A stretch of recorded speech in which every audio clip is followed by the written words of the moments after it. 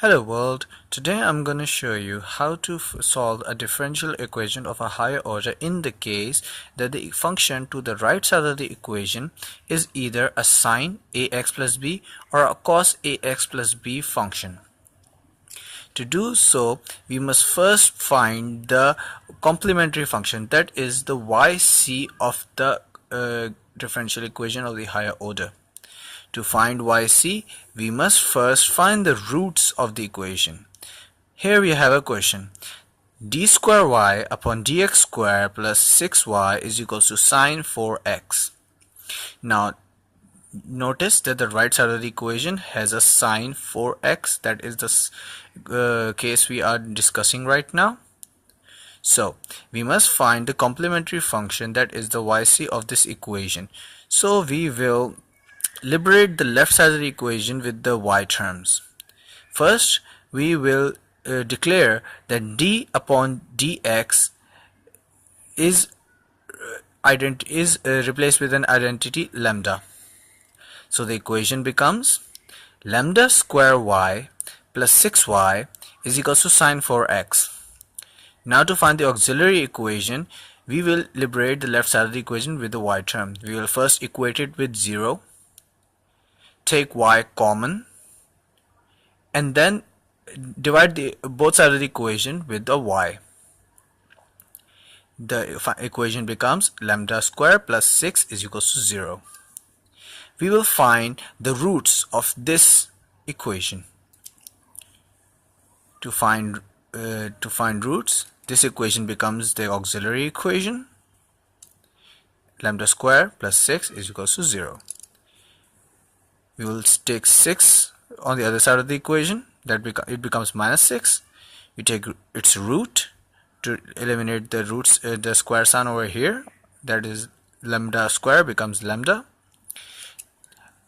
We obtain the value of lambda to be plus 6 iota, because the minus sign root is iota, it's a imaginary number, not a real number, and another root becomes minus 6 iota. To write yc, we use the form to write the imaginary roots, which is e to the power the real part of the root into x multiplied by bracket open c1 cos the imaginary part of the root, that is root 6 x plus c2 sine root 6, that is the imaginary part of the function, the roots, into x. Since the real part of the root is 0, so e to the power 0 becomes 1, and hence the complementary function becomes yc is equals to c1 cos root 6x plus c2 sine root 6x.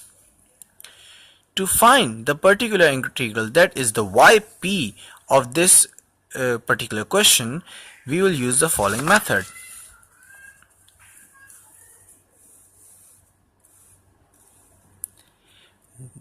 We will take the function of lambda in the denominator on the right side of the equation. Sine 4x remains as it is. We will replace the function of lambda by the function equation. We will replace lambda square by minus 4 square. Mind you that 4 over here is a. So lambda square is replaced by minus a square. We are doing this to solve this equation. Minus 4 square plus 6 is our way forward. This becomes 1 upon minus 16 plus 6 sine 4x, and our yp becomes minus 1 upon 10 sine 4x.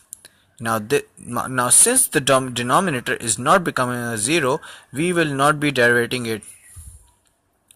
So this becomes our particular integral, that is yp minus 1 upon 10 sine 4x. Now the final solution to the equation is y is equals to yc plus yp. We have found yc in the previous page and yp is over here. Write them down in a combination and we have our final answer, that is c1 cos root 6x plus c2 sin root 6x minus 1 upon 10 sin 4x. This is our final answer. Thank you for watching.